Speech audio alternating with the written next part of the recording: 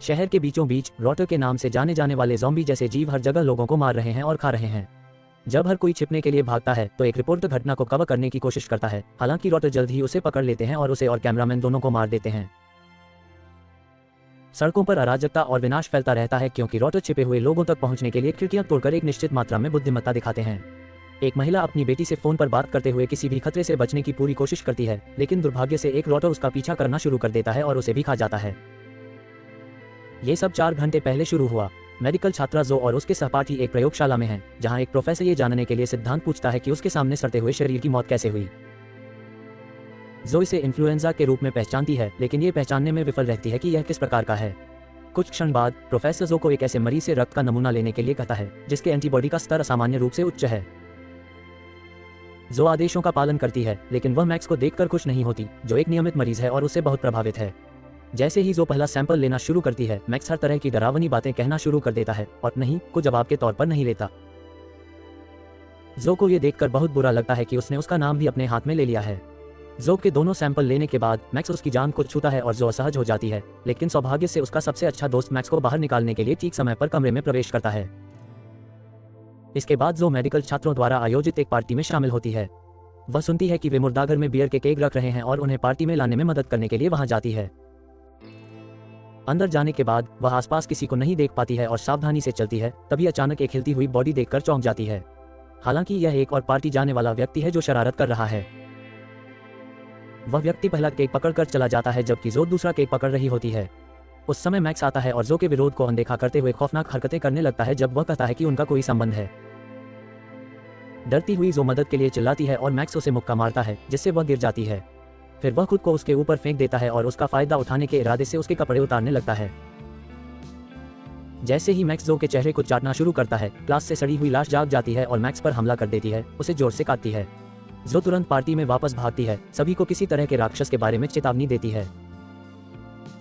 लोग उसे गंभीरता से नहीं लेते हैं, लेकिन जल्द ही वे अपना विचार बदल देते हैं जब प्रोफेसर बताता है कि वह भी संक्रमित है। वह तुरंत एक छात्र को काटती है क्योंकि मुर्दाघर से बदमाश भी हत्या करना जारी रखने के लिए आता है। पार्टी में जाने वाले लोग चीखते हैं और भागने लगते हैं क्योंकि जीव लोगों को खाना खिलाते रहते हैं या यहाँ तक कि उनके चेहरों पर उल्टी भी करते रहते हैं। जो एक खिड़की से चढ़ती है और अपनी सबसे अच्छी दोस्त को बचाने की कोशिश करती है, लेकिन प्रोफेसर जल्द ही उसके पास पहुंच जाता है और उसकी गर्दन काट लेता है।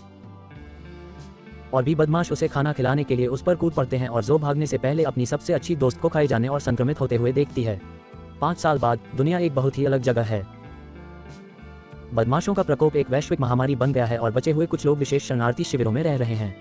जोई उन शिविरों में से एक में पहुंचकर बच निकलने में कामयाब रही, लेकिन फिर उसे पहाड़ों में एक खुफिया और टोही सैन्य स्टेशन हाई रॉक बनकर में नियुक्त किया गया। बेस बारों से घिरा हुआ है और सैनिक रोटर्स को गोली मार देते हैं जब वे किसी के बहुत करीब आ जाते हैं। जोई का मिशन रोग नियंत्रण और रोकथाम केंद्र या CDC के लिए रोटर्स के बारे में जानकारी इकट्ठा करना है। हालांकि उन्हें 1 साल में उनसे कोई खबर नहीं मिली है। लेफ्टिनेंट मिगुएल को लगता है कि जोई का शोध समय की बर्बादी है। हालांकि जोई आशावादी बनी हुई है और अपनी सहायक एलिस के साथ संभावित समाधानों पर शोध करना कभी बंद नहीं करती है।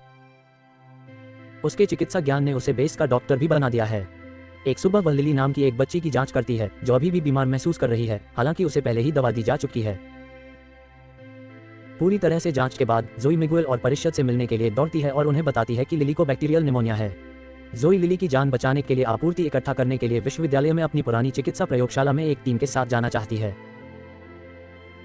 पहले तो मिगुएल ने मना कर दिया, ये समझाते हुए कि सिर्फ एक व्यक्ति के लिए उनकी सामान्य खोज दूरी से आगे जाना बहुत जोखिम भरा है। क्रोधित जोई ने बताया कि संक्रमण बनकर में फैल सकता है और कुछ बचे हुए लोगों को मार सकता है, इसलिए मिगुएल के पास सहमत होने के अलावा कोई विकल्प नहीं है। बैठक के बाद जोई से मिगुएल के भाई बाका ने मुलाकात की, जो उसका प्रेमी भी है। वे मस्ती करने लगते हैं और जब बात बढ़ने वाली होती है तो जोई को मैक्स के हमले की याद आती है और वह बिना कारण बताए बाका को आगे जाने से रोक देती है। अगले दिन जोई बाका के नेतृत्व में 2 टीमों के साथ निकल जाती है। बेस के बाहर कुछ मरे हुए लोग हैं, लेकिन यात्रा के अधिकांश समय में उन्हें कुछ और दिखाई नहीं देता। यात्रा के बीच में एक कार अचानक खराब हो जाती है, इसलिए उन्हें रुककर उससे ठीक करने के लिए मजबूर होना पड़ता है। आसपास का जंगल काफी घना है और वे बदमाशों को आते हुए नहीं देख पाएंगे, इसलिए उन्हें जल्दी करने की जरूरत है। हालांकि रात हो जाती है और वाहन अभी भी ठीक नहीं हुआ है। अचानक उन्हें जंगल से गुर्राहट और सरसराहट की आवाज सुनाई देती है, जिससे वे तनाव में आ जाते हैं। शुक्र है कि वे कार को ठीक कर लेते हैं और सभी वापस अंदर भागते हैं। वाहन स्टार्ट नहीं होता है और खिड़की पर एक बदमाश दिखाई देता है, लेकिन भीड़ के उन तक पहुंचने से पहले कारें आखिरकार निकल जाती हैं और टीम सुरक्षित रूप से निकल जाती है। कुछ घंटों बाद वे विश्वविद्यालय पहुंचते हैं और बाका अपनी टीम को समूहों में बांट देता है। टीम के आधे लोग प्रवेश द्वार पर गार्ड के रूप में रहते हैं और बाकी आधे लोग जो को इमारत के अंदर ले जाते हैं। वे हर जगह खून और टूटी हुई चीजें देख सकते हैं, लेकिन सौभाग्य से फार्मेसी बंद और सुरक्षित है। जो पासवर्ड जानती है और इससे खोलती है, जिससे टीम बनकर के लिए ढेर सारी दवाएं इकट्ठा कर पाती है। बाहर निकलते समय जो को अपनी पुरानी लैब मिलती है और वह रुक जाती है जबकि टीम आगे बढ़ जाती है। वह अपनी पुरानी तस्वीरें और ढेर सारी चीजें लेती है जो उसके शोध में मदद कर सकती हैं।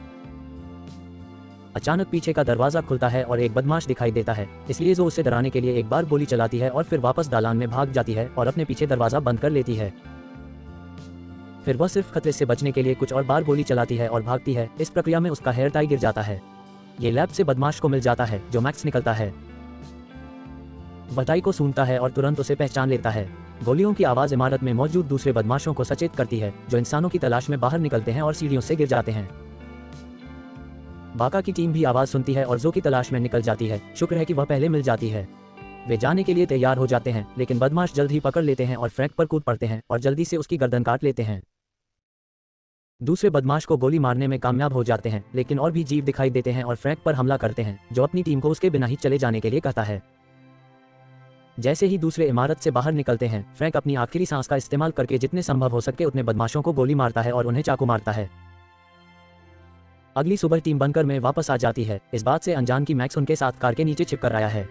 जबकि मिगुएल और गार्ड बाका की रिपोर्ट से विचलित होते हैं, मैक्स बिना किसी की नजर में आए भागने का मौका इस्तेमाल करता है। मिगुएल उन्हें एक सैनिक को खोने के लिए डांटता है और फ्रैंक की गर्लफ्रेंड जो को अपमानित करती है, उसे उसके नुकसान के लिए दोषी ठहराती है। पेड़ों के बीच मैक्स छिप जाता है और बाड़ के बाहर कुछ बच्चों को गेंद से खेलते हुए देखता है।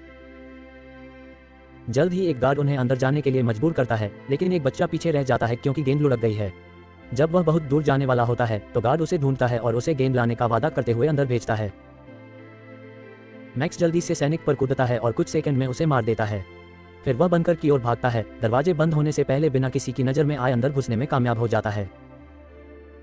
चारों ओर बहुत सारे सैनिक हैं, इसलिए मैक्स एयर वेंट में छिप जाता है और जो को ट्रैक करने के लिए हेयर टाई की गंध का उपयोग करता है। इस बीच जो लिली को दवा देने के लिए दौड़ती है। अपने कमरे में वापस जाते समय मैक्स आखिरकार उसे देख लेता है और उसका पीछा करना शुरू कर देता है, लेकिन जब वह देखता है कि बाका पहले उसके पास आ रहा है तो वह स्तब्ध रह जाता है। युगल बातें करते हैं और एक दूसरे को चूमते हैं, जिससे मैक्स ईर्ष्या से आग बबूला हो जाता है। उसी समय रखरखाव कक्ष में लिली के पिता को वेंट में शोर सुनाई देता है और उन्हें लगता है कि यह कोई चूहा है। वह वेंट में चढ़ जाता है और मैक्स उसे ढूंढ लेता है, जो तुरंत उस पर हमला कर देता है। कुछ क्षण बाद लिली की मां वेंडी अपने पति की तलाश में आती है और वेंट के ढक्कन पर खून देखती है। जब वह इसे खोलती है तो उसके पति का शरीर बाहर गिर जाता है और वह भागने से पहले चिल्लाती है। दुर्भाग्य से मैक्स उसका पीछा करता है और उसे लॉकर पर फेंक देता है और फिर पैर से खींच कर ले जाता है। इस बीच जो लिली की जांच करती है, जो बेहतर महसूस कर रही है। मैक्स वेंट में वापस आ जाता है और यह सब देखता है, प्रतीक्षा करता है। जब जो कमरे से बाहर निकलती है तो मैक्स बाहर आता है और उसका रास्ता रोकता है। जो तुरंत भागना शुरू कर देती है और मैक्स द्वारा उसे बंद दरवाजे के सामने ले जाने से पहले घुसपैठिए अलार्म को सक्रिय करने में सफल हो जाती है। वह अपना नाम दिखाने के लिए अपनी आस्तीन ऊपर खींचता है, जिससे जो को आखिरकार एहसास होता है कि वह कौन है। फिर मैक्स उसे दरवाजे के खिलाफ धकेलता है, फिर भी उससे काटता नहीं है, वह बस हाथापाई करता है। उस समय कुछ सैनिक दिखाई देते हैं और गोलियां चलाते हैं, जिससे मैक्स नीचे गिर जाता है। जो अचानक एक ढाल की तरह काम करती है और उनसे कहती है कि उसे न मारें क्योंकि मैक्स जीवित और बुद्धिमान है, इसलिए वह उसके शोध के लिए जरूरी सुराग है।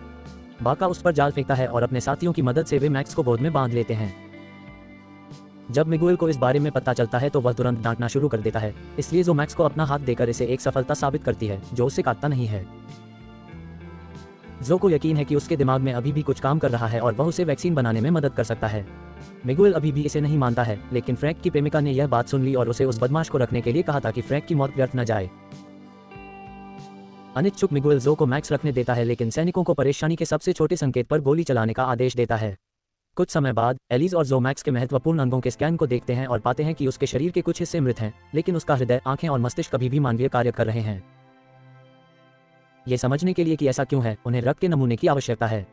एलिस अपनी बंदूक ऊपर रखती है जबकि जो फ्लर्ट करने का नाटक करते हुए मैक्स के पास जाती है और नमूना लेती है, जबकि वह उसका चेहरा चाटता है और उसका नाम कहता है। उस दिन बाद में बाका जो की जांच करता है और मैक्स को और भी क्रोधित कर देता है। जो बताती है कि मैक्स के रक्त में हार्मोन का उच्च स्तर है, जो संभवतः वायरस को रोक सकता है। हालांकि वह ये नहीं बता सकती कि यह कौन सी हार्मोनल ग्रंथि है, इसलिए उसे अंतर खोजने के लिए अन्य जीवित सड़ांधों से वायरस के नमूने चाहिए। बाका को यह विचार बहुत पसंद नहीं आया, लेकिन जो ने उसे मना लिया कि कोई विकल्प नहीं है। वे मिगुएल को बताए बिना नमूने लेने के लिए पर्याप्त अंधेरा होने तक प्रतीक्षा करते हैं। बाका एक टीम को मुख्य द्वार पर ले जाता है और वे सावधानी से एक बदमाश को अंदर जाने देते हैं, जिसे तुरंत काबू कर लिया जाता है और पकड़ लिया जाता है। जो जल्दी से रक्त का नमूना लेती है और फिर बाका बदमाश के सिर में गोली मार देती है। वे एक और बदमाश को अंदर आने देते हैं, लेकिन जब जो दूसरा नमूना लेती है तो गेट पर और भी बदमाश इकट्ठा हो जाते हैं। आखिरकार सैनिक इसे और नहीं रोक पाते और बदमाश अंदर घुस आते हैं, बिना किसी हिचकिचाहट के पुरुषों पर कूद पड़ते हैं और उन्हें खाना खिलाते हैं और मार देते हैं। दूसरे सैनिक गोलियां चलाते हैं और कुछ बदमाशों को मार देते हैं और फिर अपनी कारों में वापस चले जाते हैं। एलिस गाड़ी चला रही होती है और उसके भागने से पहले ही एक बदमाश उसकी बांह पर काट लेता है। बदमाश कारों को जाते हुए देखते हैं और उनका पीछा करना शुरू कर देते हैं। बंकर में मिगुएल जो को ढूंढ रहा होता है और मैक्स को देखता है। उसकी बांह पर खुदा हुआ नाम देखता है। इससे उसे लगता है कि मैक्स जो का प्रेमी है और वह उसे सिर्फ निजी कारणों से रख रही है। उस समय अलार्म बजता है और मिगुएल बंकर के प्रवेश द्वार की ओर भागता है, जहां से गाड़ियां आ रही होती हैं। वह और दूसरे सैनिक बदमाशों को रोकने के लिए उन पर गोलियां चलाते हैं और उनके अंदर घुसने से पहले ही गेट बंद कर देते हैं। फिर मिगुएल सभी पर चिल्लाता है और एलिस के काटने को देखता है, इसलिए वह अपनी बंदूक निकाल लेता है। जोई बताती है कि संक्रमण अभी तक फैला नहीं है और इसमें समय लगेगा, क्योंकि यह सिर काटने की वजह से नहीं हुआ था, इसलिए उसका टीका उसे ठीक कर सकता है। हालांकि मिगुएल को संदेह है कि टीका काम करेगा और वह एलिस के सिर में गोली मार देता है। क्रोधित जोई भी चिल्लाने लगती है और मिगुएल अपनी बंदूक उस पर तान देता है, लेकिन बाका उसे शांत कर देता है। जाने से पहले मिगुएल जोई को अपना प्रयोग पूरा करने के लिए 12 घंटे देता है। उसके बाद वह मैक्स को भी मार देता है। बाका मिगुएल के साथ उसके दफ्तर जाता है और उसके रवैये के बारे में पूछता है। मिगुएल उसे मैक्स की बांह पर लिखे नाम के बारे में बताता है और संकेत देता है कि जोई उसे धोखा दे रही है, इसलिए उसे लगता है कि उसके कुछ और इरादे हैं। उलझन में बाका जोई से मिलने जाता है और स्पष्टीकरण मांगता है। जोई आखिरकार कबूल करती है कि मैक्स ने उसके साथ क्या किया और उसे किस तरह से उस आघात के साथ जीना है। वह बाका के भरोसे की कमी से आहत होती है और वहां से चली जाती है। लैब में जोई अपना शोध जारी रखती है, जबकि 2 सैनिक उसके लिए ड्रिंक लेकर आते हैं। सैनिकों में से एक मैक्स के बहुत करीब आ जाता है, जिससे मैक्स उसका अपमान नहीं कर पाता, जिसके कारण मैक्स उसकी गर्दन पकड़ लेता है और उसका सिर दीवार पर दे मारता है। दूसरा सैनिक तुरंत उन्हें अलग कर देता है और मैक्स चेन की चाबी चुराने के मौके का फायदा उठाता है। सैनिकों के जाने के बाद मैक्स जो का नाम पुकारता रहता है और कहता है कि वह उसकी है, लेकिन जो उससे अनदेखा करती है और काम करती रहती है। कुछ घंटों और कई परीक्षणों के बाद जो पुष्टि करती है कि मैक्स का खून वायरस को दूर रखता है और इसका इस्तेमाल वैक्सीन के रूप में किया जा सकता है। यहाँ तक कि पहले से संक्रमित लोग भी मस्तिष्क तक पहुंचने से पहले वायरस से लड़ सकते हैं। उस पल मैक्स आखिरकार चाबी लेकर छूट जाता है और जो का गला घोंटना शुरू कर देता है, जो रसायनों का एक जार पकड़ती है और भागने से पहले उसके चेहरे पर फेंक देती है। वह सैनिकों को ढूंढती है और उन्हें प्रयोगशाला में भेजती है, केवल ये पता लगाने के लिए कि मैक्स पहले ही जा चुका है। टीम फिर से अलार्म बजाती है, नागरिकों को टाउनशिप में रहने के लिए कहती है। लिली डर जाती है और एक वयस्क की तलाश में जाती है, केवल वैंडी को एक बदमाश में बदल पाती है। पीछा शुरू होता है और लिली एक सैनिक से टकराती है, जिस पर वैंडी कूद पड़ती है और तुरंत उससे काट लेती है। लिली एक कोने में फंस जाती है, लेकिन इससे पहले कि वैंडी उसे भी मार सके, मैक्स आता है और सबसे पहले वैंडी को मार देता है। टाउनशिप में मिगुएल नागरिकों से कहता है कि उन्हें शांत रखने के लिए सब कुछ नियंत्रण में है। फिर वह बाका की टीम को मैक्स को मारने का आदेश देता है, भले ही वैक्सीन तैयार न हो। इस बीच जो लिली की तलाश कर रही है और शवों के निशान का पीछा करते हुए एक गिरे हुए सैनिक से बंदूक छीन लेती है। आखिरकार उसे पता चलता है कि मैक्स ने लिली का अपहरण कर लिया है और वह बच्चे के बदले जो को चाहता है। जो खुद को मिटाने की धमकी देती है और गुस्से में मैक्स लिली को लगभग मार देता है, लेकिन जो बंदूक नीचे रख देती है और मैक्स लिली को जाने देता है। जब लड़की एक वाहन के नीचे छिप जाती है तो मैक्स जो को उसके बालों से पकड़ लेता है और फिर बदमाशों को अंदर जाने देने के लिए गेट खोल देता है। कुछ जीव जो को काटने की कोशिश करते हैं, लेकिन मैक्स उसकी रक्षा करता है। उस समय सैनिक आते हैं और गोलीबारी शुरू कर देते हैं। जितने भी बदमाश हो सकते हैं उन्हें मार देते हैं। मिगुएल जल्दी से मैक्स को गोली मारता है, जो को जाने देता है। एक बदमाश लिली को खोजने में कामयाब हो जाता है, जो बंकर से बाहर भागती है और जो उसका पीछा करती है। जैसे ही मैक्स भी उनका पीछा करता है, सैनिक बदमाशों पर गोली चलाते रहते हैं, लेकिन दुर्भाग्य से उनमें से बहुत सारे हैं। बदमाश गार्ड को दरवाजे से घेर लेते हैं और उसे मार देते हैं, जिससे वे बंकर में और अंदर जाकर नागरिकों को मारना शुरू कर देते हैं। एक के बाद एक व्यक्ति मरते मरते बचा, क्योंकि वहां मौजूद 2 गार्ड ज्यादा से ज्यादा बदमाशों को मारने की पूरी कोशिश कर रहे थे। जल्द ही वे सभी गिर गए, लेकिन एक सैनिक की गर्दन पर काट लिया गया था, इसलिए उसके साथी के पास उसके सिर पर गोली मारने के अलावा कोई विकल्प नहीं था, इससे पहले कि वह रूप बदल ले। मुख्य द्वार पर बाका को हाथ में काट लिया जाता है, इससे पहले कि वह आखिरी बदमाश को मार गिराए। मिगुएल गेट बंद कर देता है और बाका जो की वजह से उसे रोकने की कोशिश करता है, इसलिए मिगुएल उसे गोली मारने की धमकी देता है। अचानक दो बदमाश छिपकर बाहर आते हैं और मिगुएल पर कूद पड़ते हैं ताकि उसकी आंखें खा सकें। तीसरा बदमाश बाका पर हमला करता है, जो उससे लड़ता है और बाकी दो पर गोली चलाने से पहले उससे गोली मारने में कामयाब हो जाता है। बदमाश गिर जाते हैं, लेकिन मिगुएल के लिए बहुत देर हो चुकी होती है। जैसे ही बाका दरवाजा खोलता है, एक और बदमाश बाहर आता है और उसे फिर से काटता है, इससे पहले कि उसे गोली लग जाए। इस बीच जो लिली को ढूंढ लेती है और वे ग्रीन हाउस में छिप जाते हैं। मैक्स उन्हें खिड़की से देखता है और जो की गंध का पीछा करते हुए अंदर भागता है। उसे टेबल पर उसकी जैकेट मिलती है, लेकिन यह एक जाल है। जो गंदगी के ढेर से बाहर आती है और बागवानी के चाकू से उस पर हमला करती है, उसका पेट फाड़कर उसका सिर काट देती है।